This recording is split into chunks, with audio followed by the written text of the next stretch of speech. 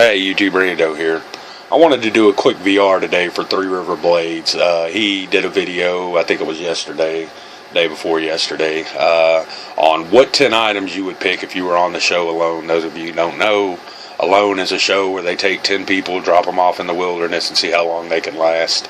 Now, I'm going to leave a link below to his video, because if you watch that video, after he shows the 10 items that he picks, he can, or you can watch it, and he goes over a list of items that are allowed and items that are not allowed to pick from. So you have a list of items to pick from. So I went with 10 items that I think most people probably went with the same kind of stuff. There are 5 items on here that I don't have handy or I don't own, like a good sleeping bag. Sleeping bag would be one of my top choices. Don't know what kind. I haven't done a lot of research on sleeping bags yet.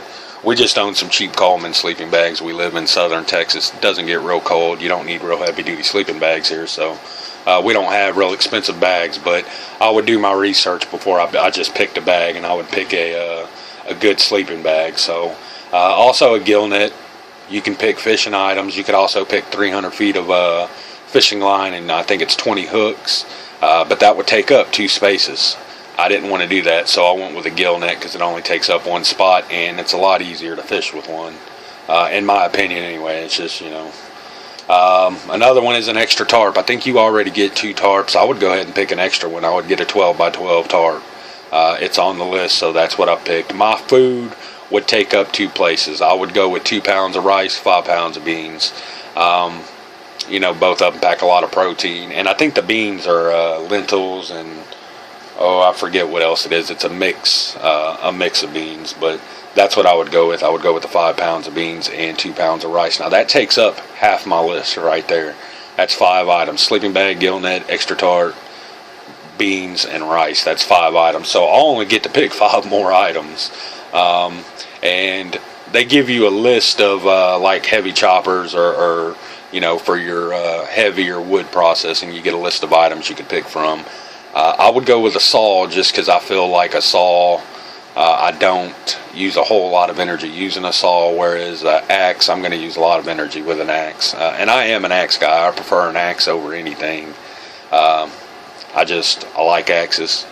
But I would go with a saw, and if I had to pick out of any of my saws, I'd probably go with the lineman saw. These are like professional tree cutting saws. These are the guys that work on the power lines and stuff carry these.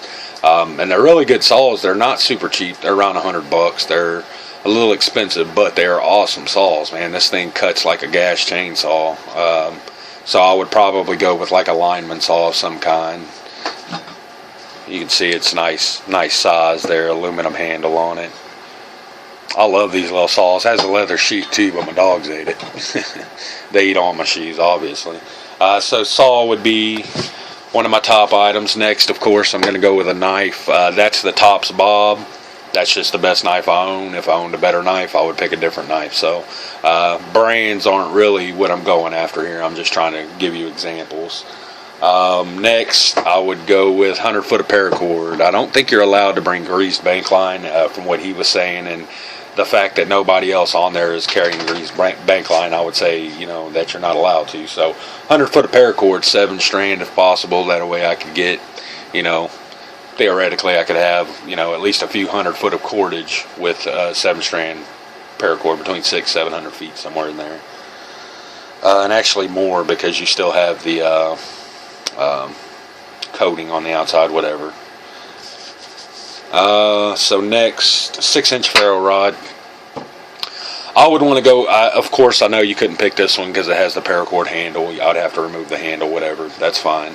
But I would want something with like some orange paint on it or something, because it looks like a couple of people. One person last year lost his ferro rod, and now somebody from this season has lost their ferro rod as well.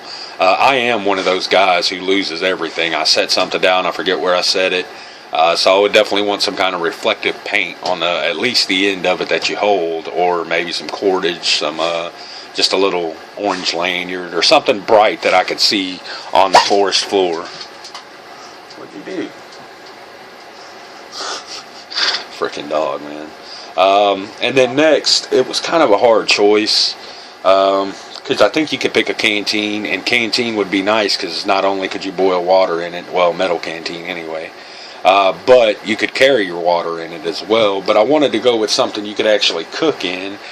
So I would go, and not necessarily this brand, this is the Gas One brand, I would go with a pot. And I don't think you could pick a pot set, it just has to be like a 2-quart pot, I think is the largest you could go with. And that's what I would go with, a 2-quart pot. So I guess I would just be stuck drinking at base camp, wherever camp was, that's where I would be stuck drinking at. And hopefully I would have a fresh water source close by, because if not, I'd be kind of screwed with water. I'd have to go get a pot of water and then bring it back to my fire. So that might bite me in the butt, you know, picking a pot over a canteen. But I wanted something that I'd be able to cook in, and I know in a pot I can use it like an oven if I have to. Not that I would want to, but I could if I had to. I could definitely boil stuff in it, stuff like that. Of course, it's a pot. But I think it would be fine for my water source as well. So I went with a 2-quart pot. So once again, that sleeping bag, gill net, 2-quart pot, extra tarp, 2 pounds rice, 5 pounds beans, 6-inch ferro rod, 100-foot of paracord, knife, and a saw. That's the 10 items I would go with. Now, again, I'm no survival expert. I'm not even a wilderness expert, man. We camp. We don't survive. You know what I mean? There's a huge difference. Not into bushcraft or anything like that over here. You know, for you guys who love to do it, that's great. I think it's a great skill to have. Primitive fire starting, stuff like that. But if I was to lose my ferro rod, I'd have to go home. Unless I could just keep a constant fire going or something like that, which would be you know, anybody who's ever kept a fire going for hours and hours at a campsite can tell you it goes through a lot of wood. So I think that would be, you know, next to impossible as well to keep up with the wood to keep the fire going. So if I lost my ferro rod, I'd probably have to go home.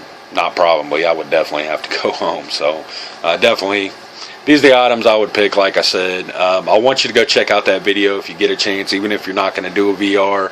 It's an interesting video, link below. That's going to be it for this one. Thanks for watching, YouTube.